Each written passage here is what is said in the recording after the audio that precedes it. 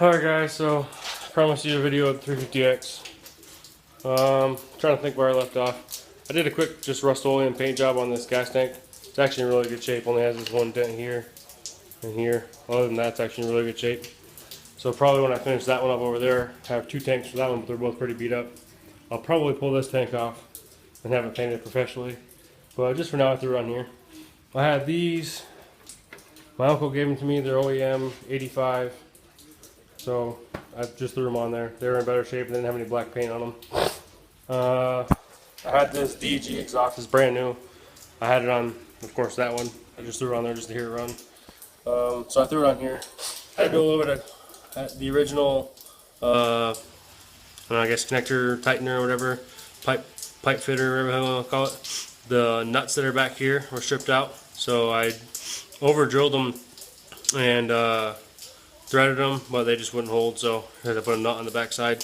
I had to re-finagle this so it was even all the way around here to get it to make sure that it was nice and sealed.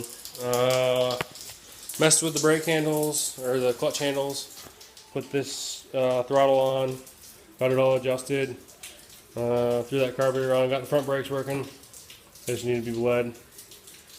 I think that's about it for up here. Of course, I put the neck bearings in, which I gotta relook at those because something's off. You see they're just sitting up too high. They need to go down to like down here. I don't know. I think I put the extra spacer in I shouldn't have. But pull that back apart. I mean the front forks need to be rebuilt anyway.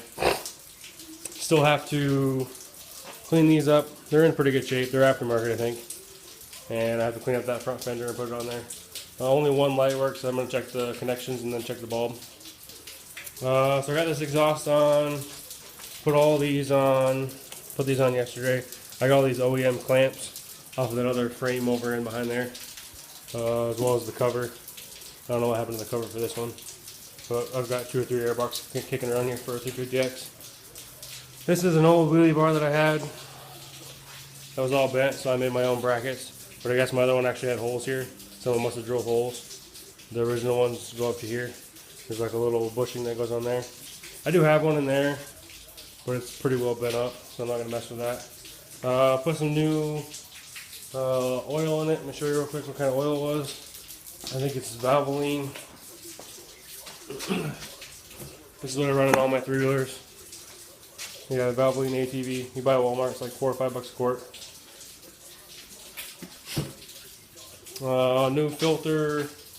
Changed as many O-rings and gaskets as I could on the top end. New timing chain, piston rings, well, original piston. I put new rings in it. And it seems to run really good. Started very first kick.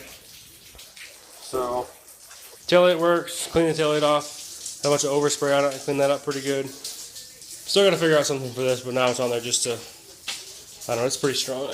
I can put my weight on there and it won't move, but I'm sure if you flip it over, it won't hold. This air doesn't really, or this tire doesn't really hold very good air.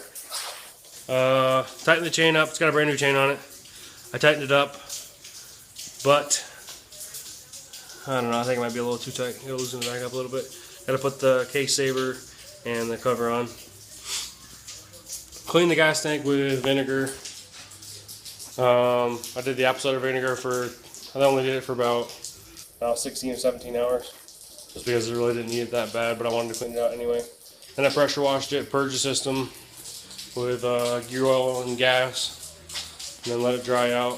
Painted it up real quick. Definitely not the best paint. I don't like Rust-Oleum, but it was cheap, so I just threw it on there. You can see there's marks in it already down here, and there's one up here pretty good. You can see it in there where I touched it before it was dry. A couple spots down here from where I've been putting the seat back and forth. But I'll throw the seat on real quick just so you can guys see the whole red on red. Trying to get a good spot here. Just gotta throw that front fender on.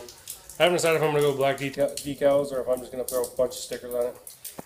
You might think just throw a bunch of Weisigo and all balls, bearings, and K&N and all sorts of just stickers all over it, just because it's a rider. Headlights in pretty good shape. But you gotta worry about this front fender. I don't know. I kind of like the looks of the red on red. I didn't do a gloss clear coat on the gas tank. I did I think it was a satin, just to make it look a little, match the fenders a little better, because they're pretty scratched up. I don't know what this seat is.